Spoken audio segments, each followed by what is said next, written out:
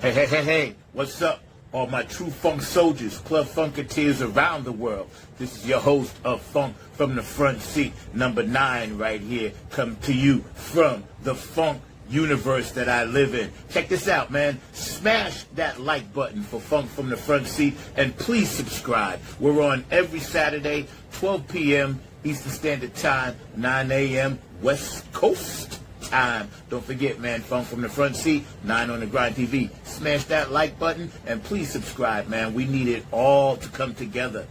Peace, love, and harmony, y'all.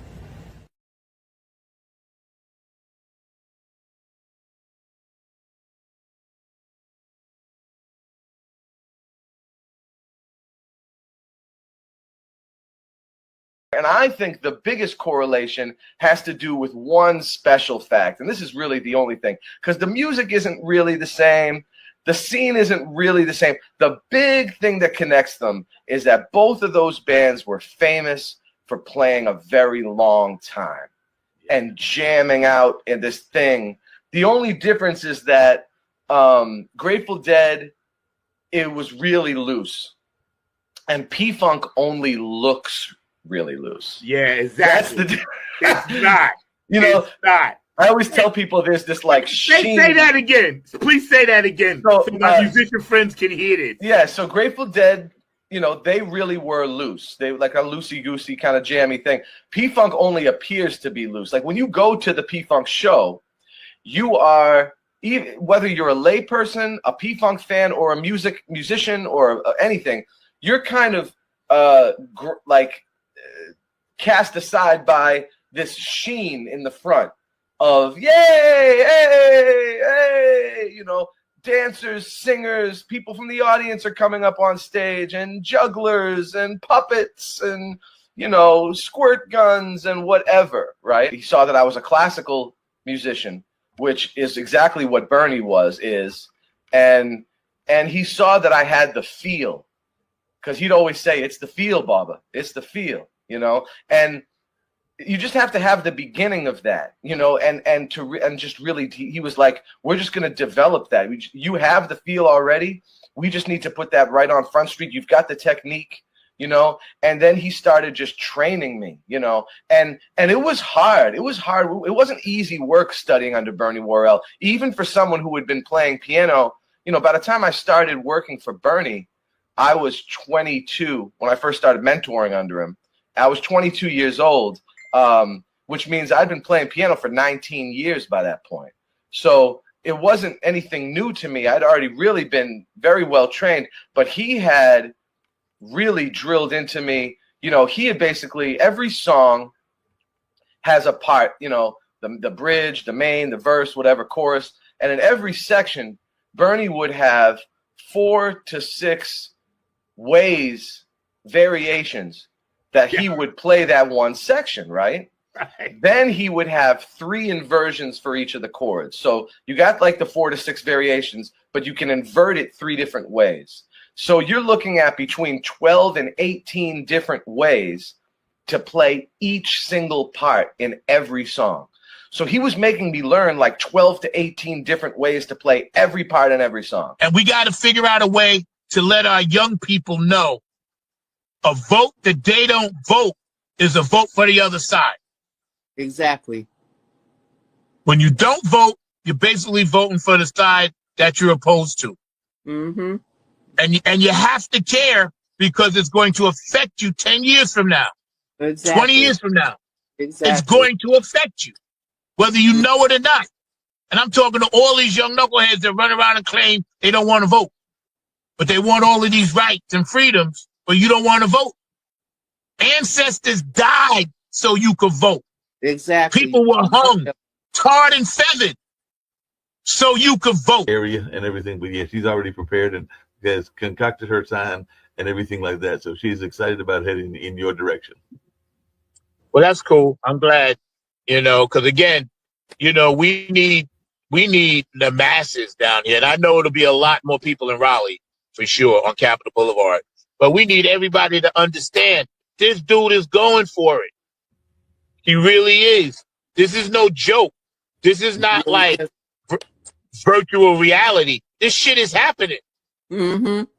And could You easily know, be done. He could easily be talk these people that follow him into making him a king or a dictator until he dies, Mhm. and he yep, would be yep. stuck with him forever. And he stacked the Supreme Court years ago to do Exactly. that. The Supreme Court has his back. Everybody has his back. Nah, man, I can't wait to get off this planet, bro. But you don't want to do the deep freeze. That's what cryogenics is. Because here's my theory, just for me. Right. Between the Matrix, the Earth being in a dome, the Earth being flat, the interdimensional beings that travel in and out. There's so many things that I just want to get to metaphysically that I can't do in this physical body, but I can do in the spiritual world. So now I watched this doc the other day, right? This is really deep. And the dude was explaining why we're in a dome. We're in a dome. We're not on the Earth. We're actually there's a dome above us. Yeah, we're in some kind of, there's like, in other words, everything we see with the rockets always going on the arc and this and that he said we're in the dome. It's a simulation, you know, and it has a lot to do with our how we see our mental, well, not mental, but our spiritual self. Well, You know, And he's gonna be tweeting about it later, Uh-huh. talking about calling us all terrorists. Yeah. Right? We're terrorists because we want to stand up for our rights. You know, if helping poor people and feeding poor people makes me a terrorist, then so be it. You know what I mean? Uh-huh. So be it, man. So be it. And You know. We're going to find out in a little while. So, Linda, if you want to jump back on with us, that's great. Yeah, so I that song I think has a really like important message to it. I wrote it in 2020 kind of in response to all the George Floyd protests. yeah. And I felt very like helpless and like I wanted to like do something about it, and like the only thing I can do is make music. So that was kind of me getting out my frustration and putting on paper how I felt about that. And I tried to make it universal enough to where it can be true for a lot of different scenarios. And it has Yes, ranked it is. true for a lot of different things throughout Even today. Yep. yeah. So, so in like that mixtape that I told you about, I did that as like I wanted to fundraise for the somehow. And so I made this album and I was like, all the proceeds from this album are going to the Minnesota Freedom Fund at the time. So whatever we made on Bandcamp and stuff, I sent there. It wasn't a ton of money, but it was more, I'm glad that I got to say how I felt about that through music. And Our Side was also written during that time. And it kind of is about just kind of being frustrated with the state of things and how the people who are supposed to protect us don't do that. And in fact, are the ones that hurt us the most sometimes. But at the same time, I think it's really important to have hope for the future and not just let all of that bog you down, because that's exactly what those people want to happen, is for us to lose hope. And so maintaining that, and even through the frustration of it all. So the verse is kind of like the frustration part, and then the choruses are kind of the hopeful part. I just hope everybody's heeding the message, man. So getting down with the P-Funk, you've been down with them since when? For my audience that's just now meeting you for the first time, and I find that impossible, but it could be. Tell us how you got into the P-Funk. Well, I've been following P-Funk since I was a youngster, but I didn't actually get in contact with some P-Funk folks until like around 2016. Right. Yeah, and that was by way of Earl Howard. Right.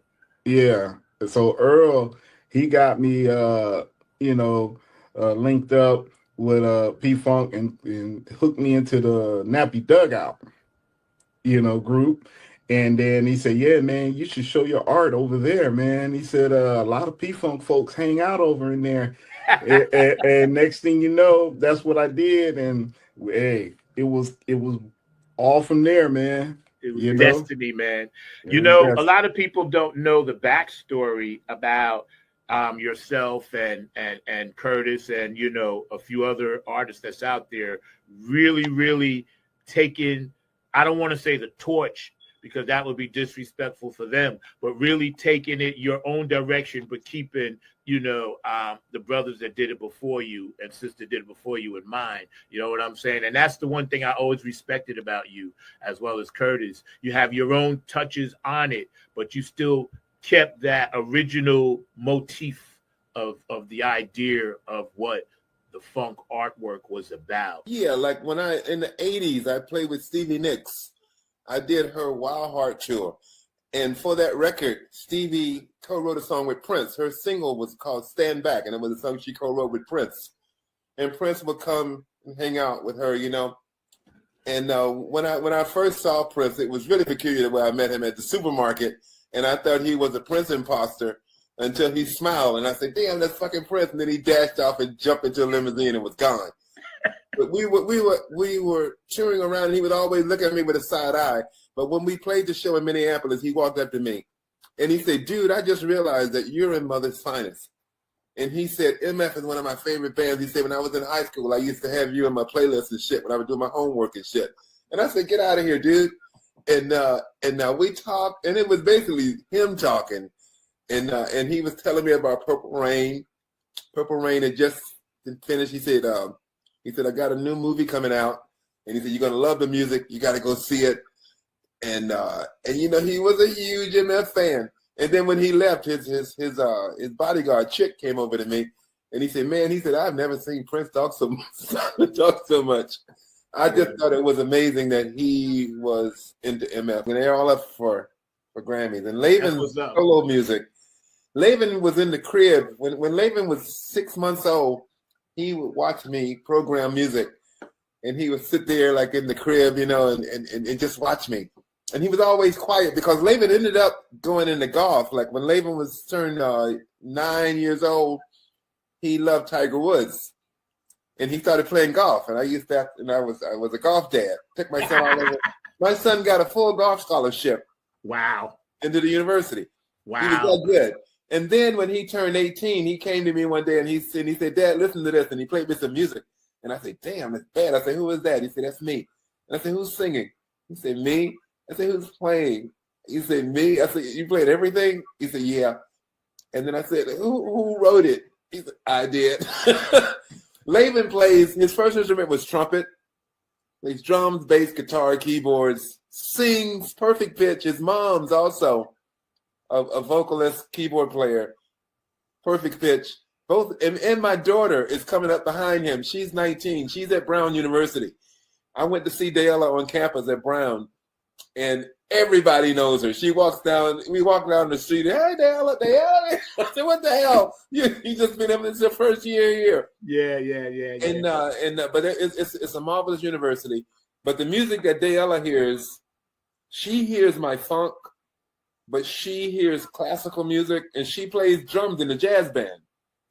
And then she sings out front like Ella Fitzgerald. Wow. And then but she could sit down with me. She loves to play Skin Tight by Ohio Players. And she's playing the drums and I'm playing the bass. Little Richard came to our house in Atlanta. This was like 76 before we got that record. Little Richard showed up at our house at midnight in a limousine looking like fucking Cinderella. His hair was perfect. He had on a lime green chiffon outfit embellished with rhinestones, and he had on a beige cape that the driver had to carry up the stairs so that it wouldn't touch the floor until he got into the living room, and he gently set it down. And we asked Richard what he wanted to drink, and he said, "I want tea." We had stories.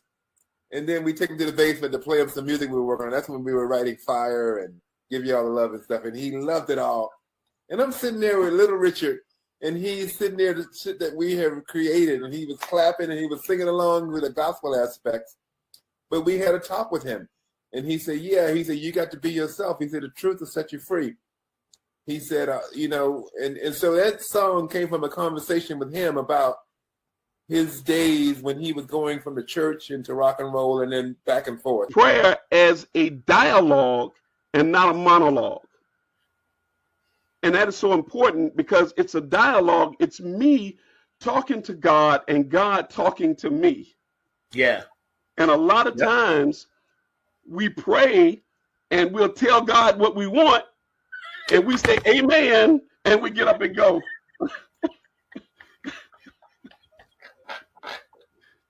I'm out. Yeah, exactly. We never meditate on what would you have me to do? Yes. You know what I'm saying? To Yes. meditate on God, how God is going to speak to me and what is he saying to me? Yes. What is he requiring of me? Yes. Yes. Yes. Yes. Yes. And a lot of times because we don't do that, then we never hear God say, I want you to stop doing such and such. Cause I'm throwing out this flag on the farm. You better sleep your deadbeat back to the two-pump jump and hang your head, cause I'm throwing out this flag on the farm. We're coming from the nappy land. Flag on. You know, they had this thing down here for a while where they were stealing a certain kind of car and then they were posting it on TikTok. So when they stole the car, then they were actually, saying like, I'm in the car, I stole it, yada, yada, yada, trying to get likes and hits. Now, to me, that's just stupid. Because first of all, you putting yourself out there to get caught. Second of all, you inconveniencing somebody else by stealing their property.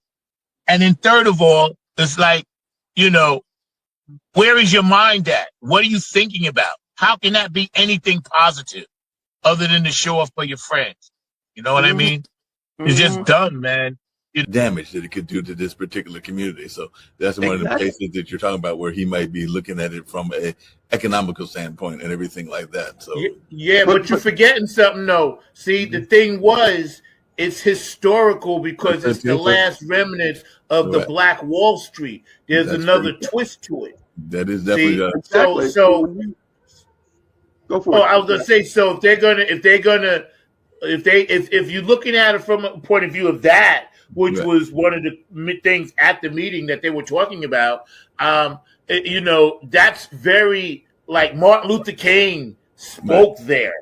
Right.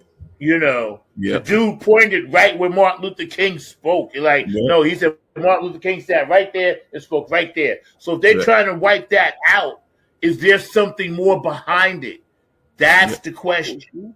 Yeah, and that is always the important question: is the destruction of history? Because I'm a historian here, and there is a lot of the destruction of history. We can even see that on the political front, where we're seeing some national monuments being taken out that are honoring Harriet Tubman, honoring Sojourner Truth, honoring a number of other folks as well. So you are absolutely right. We have to make sure to maintain the integrity of our historical elements as well. Why do you think over the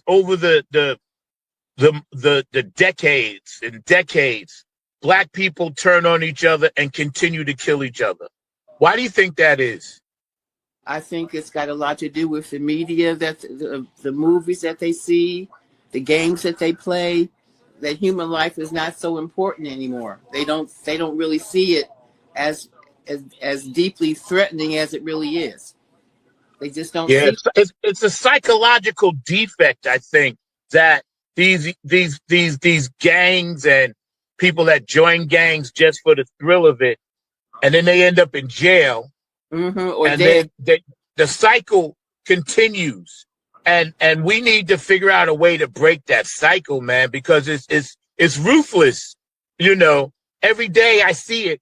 I see a lot of young kids, and I try to talk to them, and some get it, some majority get it, but I can tell they still got that one ear to their boys, like, oh, my boys this and my boys that, and we can't make any money, so we got to do this. And I was like, yeah, I understand the hustle, but, if you're in jail or you're dead, you can't be productive to your family or society. But watch this, and one of the things that that Mark put in the comments, and I'm going to go back to that as we talk about money and we talk about these televangelists who make so much money. And I got into a discussion with my sister-in-law years ago about that, about preachers and rich preachers or what have you. And God told me, he said, if I need to give T.D. Jakes a plane to go across the world and save one person, it's all worth it. And I was like, wow. And then God said, and if I need to take everything that you have, every dime that you have, talking about me, that you have, to put you in a place that you can speak to one person and save them, he said, it'll be worth it. And I was like, you're right, Lord. You're right. And God says, my streets, in the Bible, he says, my streets are paved with gold. Like there's a surrounding area where they are that now they can't drink the water. Right. Because the diesel fuel, went in the ground. Like that's a whole nother psychological thing. Like, but it's crazy. That's been something that they may be dealing with for years and everything along those lines. I think I've mentioned on your show. I know I've mentioned on definitely other podcasts that I've been on and everything. If you think about the environmental justice movement, it started in Warren County when they literally dumped chemicals because they wanted to dump chemical waste in that rural part of North Carolina where I was raised at, because I was born here in Durham, but I was raised there. But those people are still dealing with that, and that happened back in the 70s when I was going on. So we're talking about something that happened 50 years ago and it's still impacting people. So that is something to, even if you look at 3 Mile Island and everything like that, that could be in what's going on in Detroit. This is something that could be decades in the Detroit, forget it. You hold a light up to the spigot, it catches. Music world and our genre and all the artwork and the people that support us. How can we best serve our communities and the world? What can we do better? I mean, one of the things that can be done, and I've seen it done in all forms of music, whether it's funk or whether it's definitely in the R&B world and everything like that, is that I believe, and I think you and George kind of alluded to it, that artists are at the forefront of change and everything like that. So I think that funk musicians, whether it's you or whether it's others, can keep those issues at the forefront of people's minds, because funk music is all about definitely the party and all along those lines, but it's also about getting up to a higher level. And part of that higher level is having an understanding of very important issues. And I know whether it's this show or whether it's what you do with your music, that you oftentimes are bringing these issues to the forefront. So that's something that funk musicians and funk artists can do, is find ways to use their art form to bring these important issues to the forefront. Our side for us, and tell us a little bit about the writing process and the song itself. Yeah, so I that song I think has a really important message to it. I wrote it in 2020, kind of in response to all the George Floyd protests. Yeah. And I felt very helpless, and I wanted to do something about it, and the only thing I can do is make music. So that was kind of me getting out my frustration and putting on paper how I felt about that. And I tried to make it universal enough to where it can be true for a lot of different scenarios. And it has ranked for a lot of different things throughout even today. Years. Yep. Yeah. So, so in that mixtape that I told you about, I did that as I wanted to fundraise for somehow. And so I made this album, and I was like, all the proceeds from this album are going to the Minnesota Freedom Fund at the time. So whatever we made on Bandcamp and stuff, I sent there. Wasn't a ton of money, but it was more, I'm glad that I got to say how I felt about that through music. And Our Side was also written during that time. And it kind of is about just kind of being frustrated with the state of things and how the people who are supposed to protect us don't do that, and in fact are the ones that hurt us the most sometimes. But at the same time, I think it's really important to have hope for the future, and not just let all of that bog you down, because that's exactly what those people want to happen, is for us to lose hope. And so maintaining that, and even through the frustration of it all, well, I quickly got connected with our friend Diego, and I think that's one of his goals as well, which I'm really Yeah. glad Yeah. we were able to get connected, because we DMC. align in that way. And he kind of gave me the opportunity to work with him with Oak City Music Collective.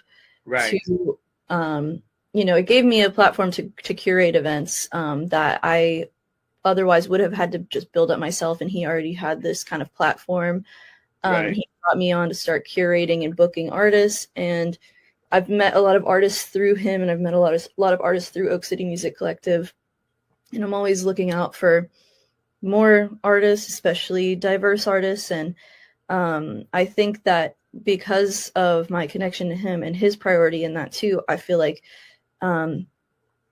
that goal of mine was well received. So the problem is when we don't make any money to support ourselves, we still push even harder, because for a lot of us, it's really not about the money, and some of us, I've been blessed to do it and, do what I do. So I'm very fortunate in a few different projects that actually, we get paid. So, but selling merchandise is a big part. So go to her site, buy a t-shirt, a hat, something, just to say, it's cool. We appreciate what you do with the music and the music scene here. It is growing.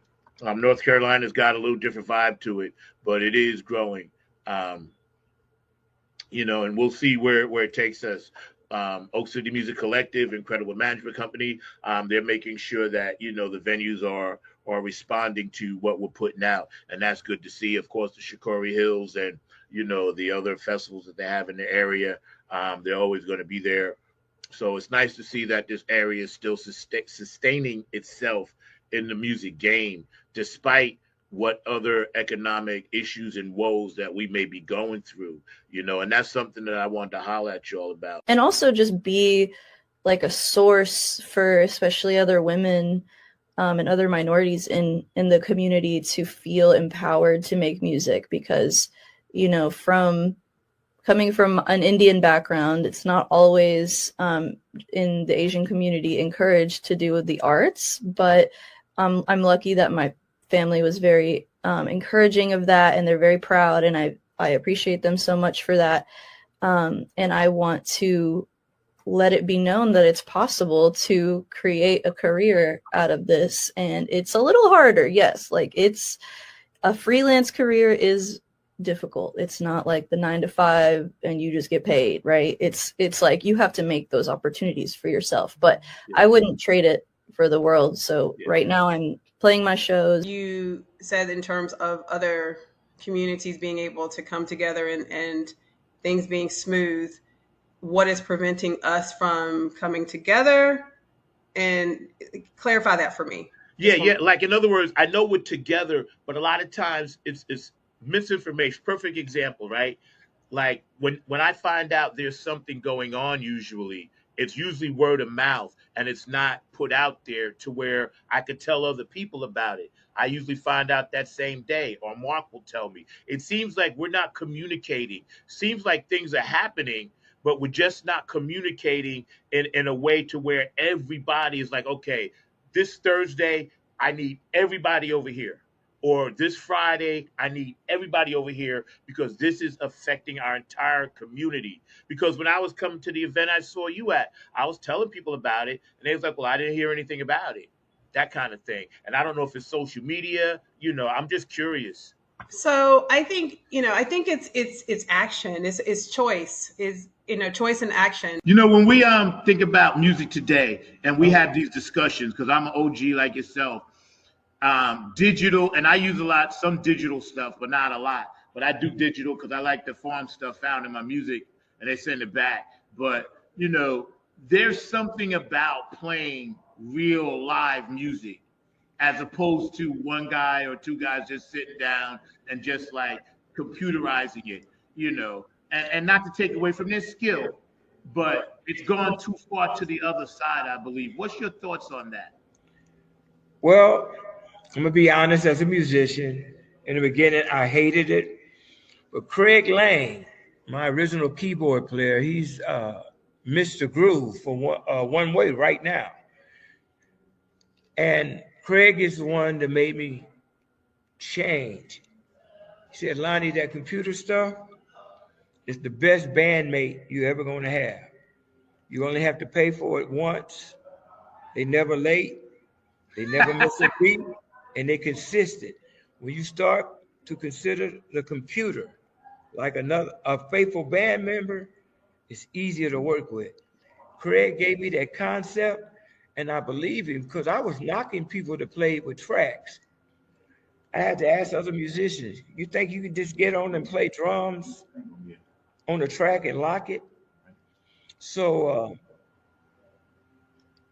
I'm adapting it, man, because it's the future. We can take it like this. When they invented a car, and the people who was in the horse and wagons talking about that car stuff wouldn't work. Just think if everybody would have stayed there. Creative. And that's why I felt like I was dying, because I wasn't creating. Yeah. So I slowly but surely started rolling back into creativity. And of course, I started off with the writing, because that was something that I could do and still manage the household the way I needed to manage it. So I started back with the writing and writing plays for my church at the time, did a couple of powerful plays. One that got me crucified because it dealt with a young boy whose mother, it was a single mom household, and she would have to go on the road for her job. And she was leaving her 13-year-old son with her brother. Unbeknownst to her, her brother was abusing his nephew. And so on opening night, when I tell you droves of people got up and left after the first controversial scene and everything. And my pastor pulled me to the side afterwards and said, you offended pastors. You did this, you did that. And, I came home in a funk. I was pregnant with my 5th child at the time. And I just practically laid on the couch for days, unable to move, because I knew that God had given me this message in this place. Right. So when I finally got myself together and went back to church, I walked through the door, and this young man that I knew came to me and said, I need to thank you because of what I saw in your play. I was able to go to my brother's grave and forgive him for what he did to me. Yeah. Zach, I was like, oh my God. So tell us, Mr. Mark Lee, what's going on in the world of politics out here? I mean, everybody is worried about their SNAP benefits, even though the government shutdown is officially over. And of course, as you know, the air traffic controllers are actually trying to go back to work and everything like that, because there were some that were not getting paid, and apparently they gave a few a big bonus and everything like that, but it was only a few and everything. So people are wondering about their travel and everything like that, but apparently the government is trying to come back, but there is a threat of us possibly going to war with the little country of Venezuela and everything like that, because this is the latest news that's coming out, is that he is putting some forces out there, and Maduro, who is the leader of Venezuela, is not really wanting to hear that, and he thinks that we could be brawling ourselves into an Afghanistan type war, which means a war that would last long and definitely would be detrimental to us and everything. But that's some of the things that are going on in the world that I'm aware of. Why are we messing with Venezuela? Because the drugs, he's trying to make them to be the major drug pushers and to be the supporters of the cartel, even though there's more drugs coming from other places, including the United States itself and everything like that. But he's trying to blame them, and he's actually blown up a couple of fishermen boats, and that's all that anybody can say, is that they were small boats. They weren't even big boats, and he's done that.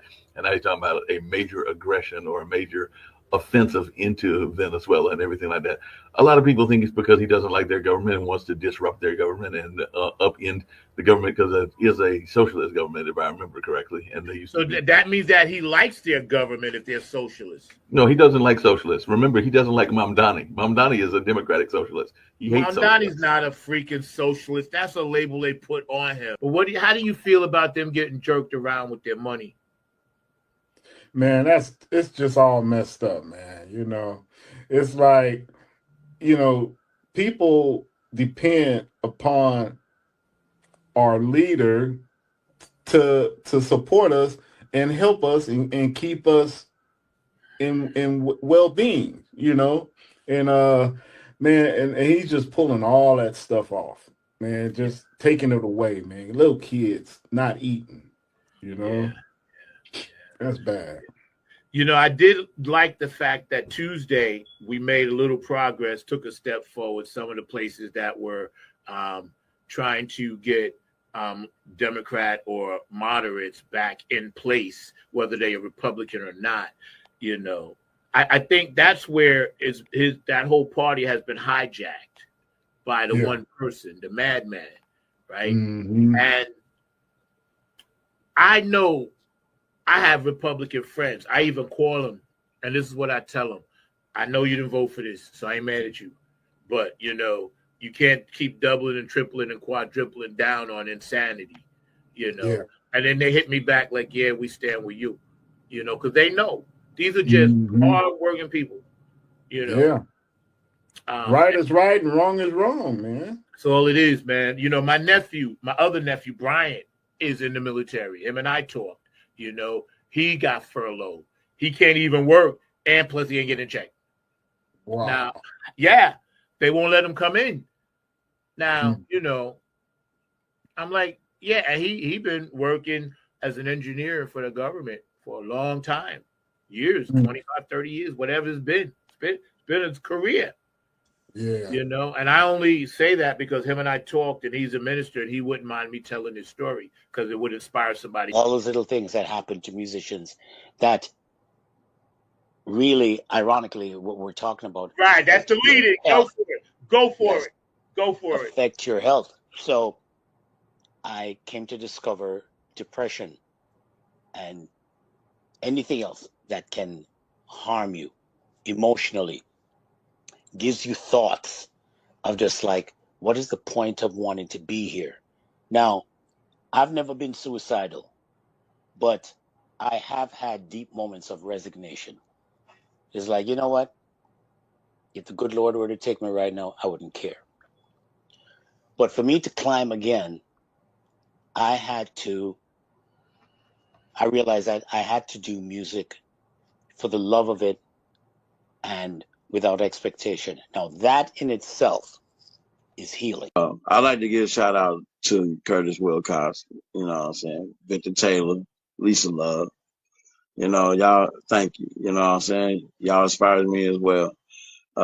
Brother, you cold with the artwork, no doubt. No doubt about that. I like to give a shout out to my family here, my wife, my children. You know what I'm saying? Most of all, the ancestors. You know, wouldn't be here if it wasn't for that trail that led me here. Always follow your dreams, you know what I'm saying, and your plans to be successful, especially in the line of music, you know what I'm saying. Don't have no doubt. Don't never give up. Don't give up at all. You know what I'm saying. I don't care if it took you about 50 years or 40 years or 30 years to get it.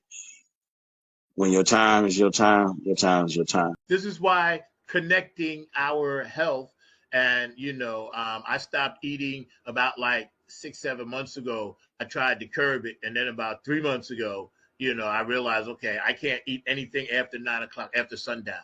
Because what I did is I took a trip back to my ancestors, and I said, okay, if this was the 1700s, 1800s, whatever, right? Once the sun went down, unless you was on guard duty or something, everything was pretty much shut down. You didn't get up and go no midnight snacks and, oh, I'm going to eat a rabbit. You know what I'm saying? It just didn't work that way. But your body system was regulated more normally. you know, Yeah. and you, like you said before so eloquently, much more grounded. And I'm trying to get everybody around me to help me stay grounded so I can help them stay grounded. You know what I mean? Because Here's it's a very good way to ground yourself. Go outside, put your feet on some soil Yep. or on some grass, some real grass. Sit next to a tree, go by the water. You can also ground yourself with spiritual baths. You know, and we have to love ourselves too. So I just wanted to run that by real fast because I almost forgot about it, and I wanted to do it last week, but I got it in this week. So all month, you know, it's Mental Health Awareness Month for men and women. So you know, it's important, you know, and we got a comment, you know, now with Orange Man in the house, there will be more mental health issues, and you know, you are absolutely right with love. And the algorithms and the actual tones and notes actually are designed to interact with our DNA. Exactly. And that's why we felt so good. That's why they had to stop it, because they realized they figured out a loophole. We've taken everything from them. We've stripped them from their rights. We've stripped them from their heritage. We've stripped them from their language. And they still figured out a way to feel good. Yeah. We have to take that away. That's why they did it. And I'm going to get to George's comment on the other side. But George Okay. brought up something very interesting, and I'm going to put it up. He said, and this is really cool, the record industry got nervous when people went independent and when social media came out. So they made reality TV talented bullshit shows. And that's all they are. Thank you, George. Because what they do, they're cheaper to make. And I just saw something on this the other day, a documentary. But tell us a little bit about your activities being an activist in D.C. during the early 70s when it was popping off. Okay, around the time when we had the big riot, I think that was after Martin Luther King was passed. Yeah. Me, myself, Stokely Carmichael, Cleve Sellers, and a couple other people were in Southeast Washington planning our strategy for what we were going to do. But it was so crazy at the time, you couldn't even go outside. They were, you know, there were cops everywhere, the barricades everywhere. We were pretty much on lockdown. So we were just sitting there strategizing and watching what was going on in DC, because we were in DC, to see for ourselves what was really going on. So sometime we would go outside and look, be actually there to see the fires and stuff. It was pretty intense, but we always had a good rapport, and I enjoyed dealing with those guys because they had a purpose, and they were actively doing something about it. Yeah, that's why I'm working on trying my best to get a grant to start an after-school program here in North Carolina, you know, for music and a safe haven. And I think musicians have an obligation and a responsibility not to just jump around the stage, not to just, you know, make music for profit or for fun or for the audience. That's great. That's good. But we have another responsibility. We have a voice, you know, and our voice should be geared towards positive information, you know, and if we get these kids in one spot to give them positive information, maybe 5 out of 10 may actually get it. You know, maybe we can save 1 or 2. How do you think we can best utilize what we do to make our communities better and enhance what the world is going through? Man, if we can all get together, all us, you know, Funketeers and funk bands can get together and throw a whole slew of like benefit concerts or something like that to help people in these hard times right now, that would be cool. You know, all proceeds going to people that's not getting the monies that they normally would get when they had the snaps, you know, and everything, and EBTs and stuff like that. I mean, we need concerts like that that help support, you know, because if we're not going to get support from the higher up, then we gotta help support ourselves. You know, we gotta help each other out. You know, heck, I'll even donate a few drawings and whatnot to try to sell to help out, because yeah, these people need, hell, everybody is hurting right now, and I'm praying that the government get it together and then get everybody back online and on the same sheet of music, and everybody can, Like after the gig, especially since I've had 11 surgeries, believe it or not, on all parts of my body, shoulders, knees, backs, carpal tunnel from playing drums all those years, plantar fasciitis in my left foot. My body simply says, listen, if you want to have any quality of life after, you reach a certain age, we need to rethink this bouncing off the stage stuff, And again, truth be told, I mean, damn, I've done everything in the funk market that I wanted to do. I've been on stage with, some of the funkadelics at the Funketeers Ball, and we have to love ourselves too. So I just wanted to run that by real fast because I almost forgot about it, and I wanted to do it last week, but I got it in this week. So all month, it's Mental Health Awareness Month for men and women. So it's important, and we got to comment, now with Orange Man in the house, there will be more mental health issues. And you are absolutely right. Music brings people together. Oh, yeah. Always has, always will. It's like it's just the rhythm and movement of our lives. It's the soundtrack. Like without music, life would be very boring. There'd be no soundtrack to it. Certain songs bring you back to that day. You know what I'm saying? So for that moment, certain songs bring you back to that day. We've actually got a exhibit up now at the center that is showing the history of the Blues Festival and their pictures back when I had black hair and everything like that on the beard and everything like that. So then was hosting, but yeah, those pictures, and there's like some people that were associated with funk that are in some of the pictures, because there's pictures of Isaac Hayes and Jerry Butler and folks like that played at the Blues Festival, and just going back and seeing those pictures and reflecting on those days, and hopefully they'll find a way to bring it back at some point or another. But yeah, you're right. It's the soundtrack of life, and sometimes, as I've said before, even listening to nature is a part of our world soundtrack. When it comes to music, how do we pursue a spiritual lifestyle and still, maintain and navigate the darkness that's out there? We're going to cover a lot today, so y'all got to strap in, because me and this woman was on the phone last night for like an hour and 45 minutes or something. It was a while. We got some stuff, so we're going to go strap in, take notes. How to maintain a spiritual lifestyle in the music industry. Is that what you mean? Yes. It's not being proven. Again, I'm new to the secular music, but even in the gospel arena, there are snakes and people with agendas, etc., etc. How to maintain it? You better maintain some people say prayer life. But that's one of the things I wanted, and it's probably one of the reasons why I haven't been able to put a band together for years, because it is hard to find people to commit to that kind of dynamic. Yeah.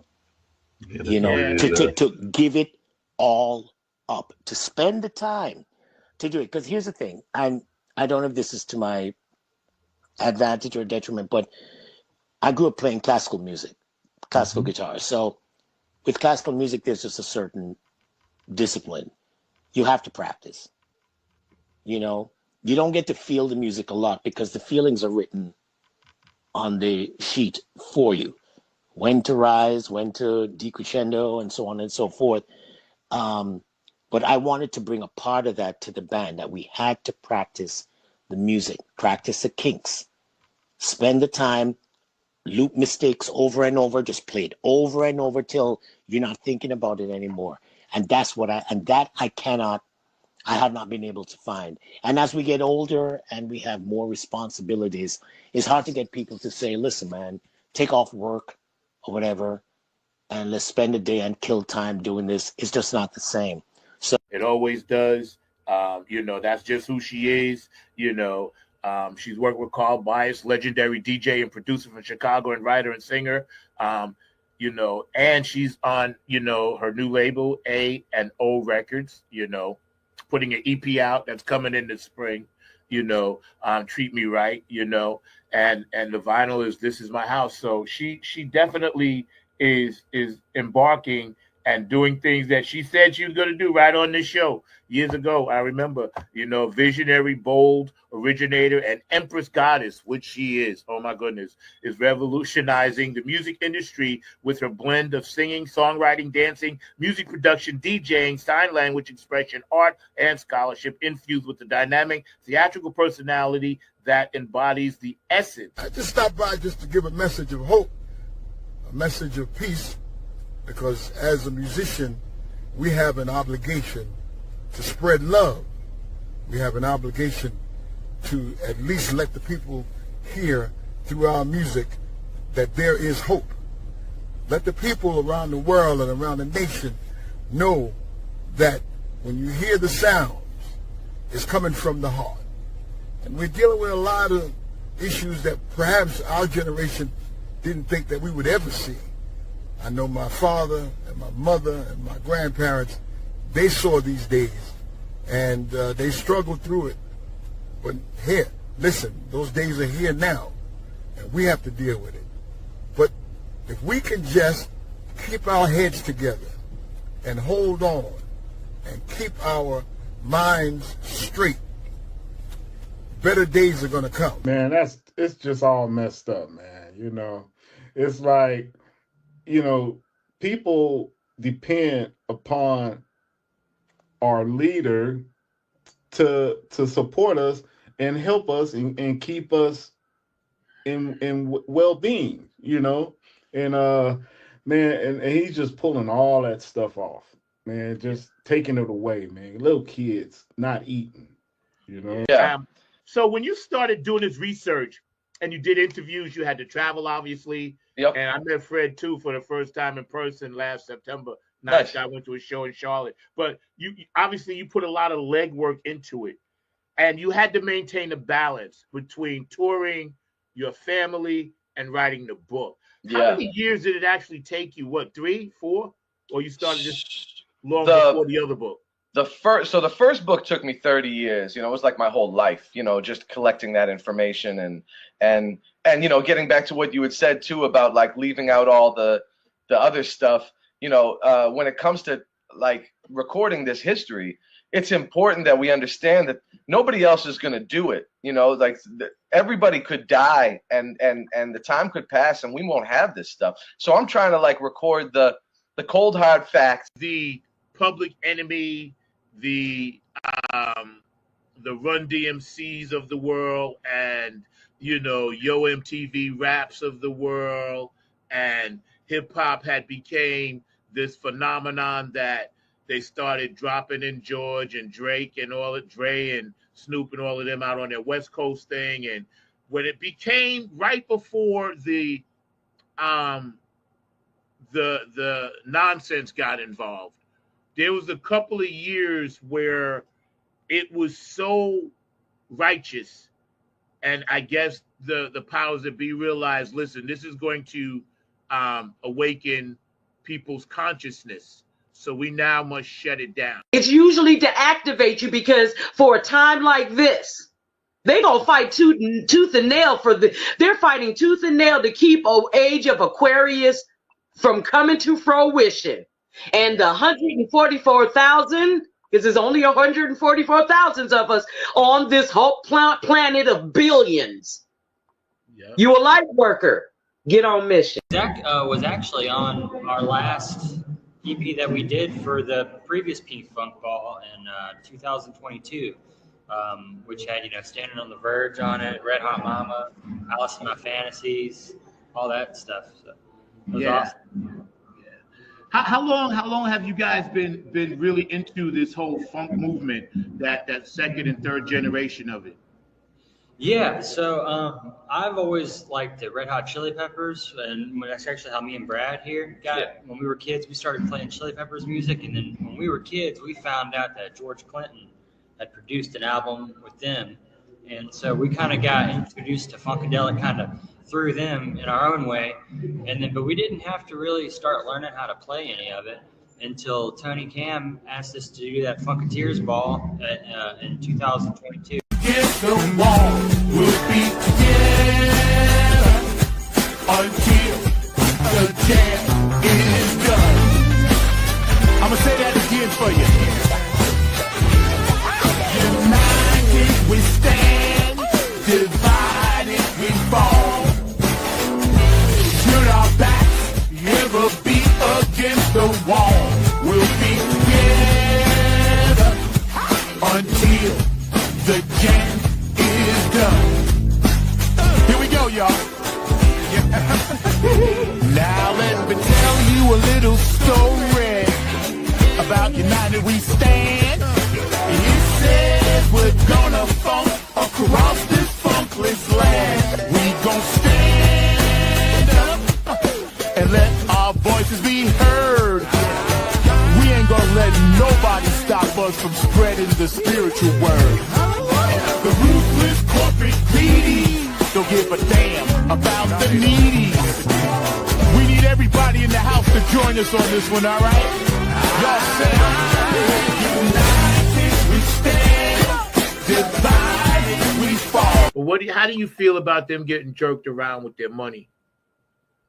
Man, it's just all messed up, man. You know, it's like, you know, people depend upon our leader to support us and help us and keep us in well-being, you know. And man, and he's just pulling all that stuff off, man, just taking it away, man. Little kids not eating, you know. That's bad. You know, I did like the fact that Tuesday we made a little progress, took a step forward. Some of the places that were trying to get Democrat or moderates back in place, whether they are Republican or not, you know. I think that's where that whole party has been hijacked by the one person, the madman, right? Mm-hmm. And I know I have Republican friends. I even call them, and this is what I tell them. I know you didn't vote for this, so I ain't mad at you. But, you know, you can't keep doubling and tripling and quadrupling down on insanity, you know. Yeah. And then they hit me back like, yeah, we stand with you, you know, because they know these are just hard-working people, you know. Yeah. Right is right and wrong is wrong, man. That's all it is, man. You know, my other nephew, Brian, is in the military. Him and I talked, you know. He got furloughed. He can't even work, and plus he ain't getting a check. Wow. Now, yeah, they won't let him come in. Now, you know, I'm like, yeah, and he been working as an engineer for the government for a long time. Years, 25, 30 years, whatever it's been. It's been his career. Yeah. You know, and I only say that because him and I talked, and he's a minister, and he wouldn't mind me telling his story because it would inspire somebody, and as well as your crew. Yeah. Who are some of the people lately that you've been working with? I know I see a lot of people. I don't know a lot of them, but can you share some short stories of some of the amazing people before we start running down some of your short clips you sent us?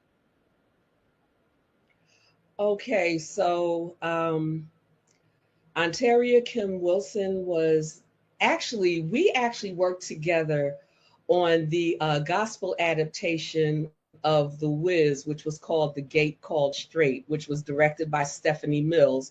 I was one of the writers of the script and was tapped to be the director. What happened was LaShawn Pace was supposed to play a role, and Tyler Perry would not release her from her contract. Even though she wasn't doing anything at the time, he would not release her to come to Philadelphia until like 2 days before the premiere.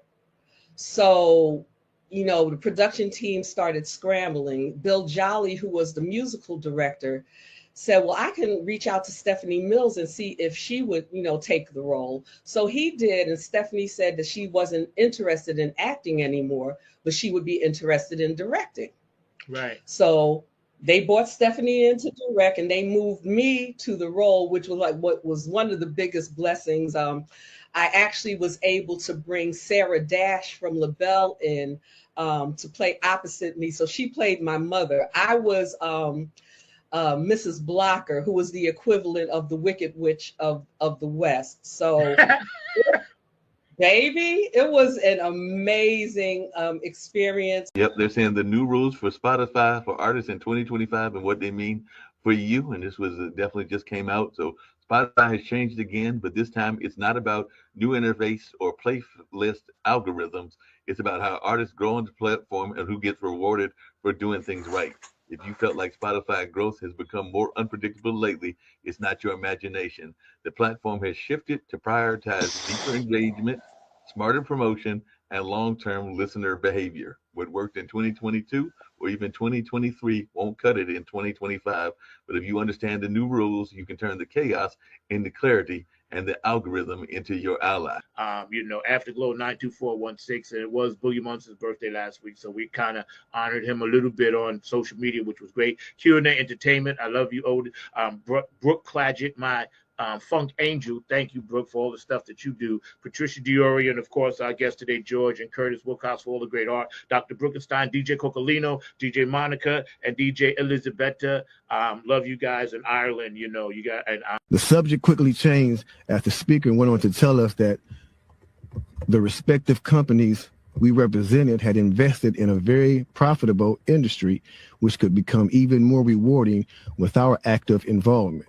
Damn. He explained that the companies we worked for had invested millions into the building of privately owned prisons, and that our positions of influence in the music industry would actually impact the profitability of these investments. Really? Then he says, I remember many of us in the group immediately looking at each other in awe and confusion. At the same time, I didn't know what a private prison was, but I wasn't the only one. Sure enough, someone asked what these prisons were and what any of this had to do with music. We were told that these prisons were built by privately owned companies who receive funding from the government based on the number of inmates. Mm-hmm. The more inmates, the more the government would pay these prisons. Mm-hmm. It was also made clear to us that since these prisons are privately owned, as they become publicly traded, we'd be able to buy shares. Most of us were taken back by this. Again, a couple of people asked what this had to do with us. At this point, my industry colleague who had first opened the meeting took the floor again and answered our questions. He told us that since our employees had become silent investors in this prison business, it was now in their interest to make sure that these prisons remain filled. Our job would be to help make this happen by making music which promote criminal behavior, rap being the music. And like I said, again, this pops in the middle of this stuff, and it really makes you think, like, Linda, what do you think, how do you think Martin Luther King or Malcolm X would react to us as a people treating each other so badly? Well, Martin would be out there protesting. Mm-hmm. Malcolm would probably be on his soapbox, trying to get people to straighten up. Yeah.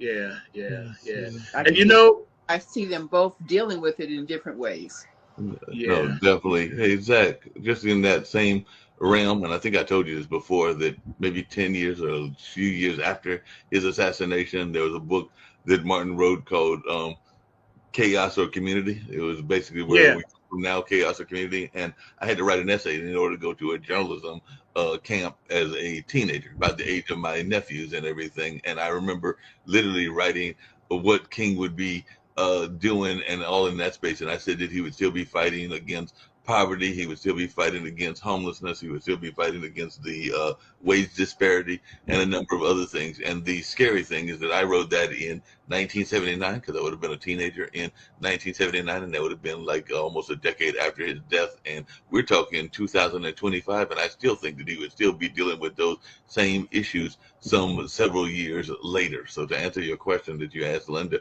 I feel that he would be frustrated because he'd be going like, we haven't come as far as we should have. Here's a new one that I did that I haven't shown yet. Wow.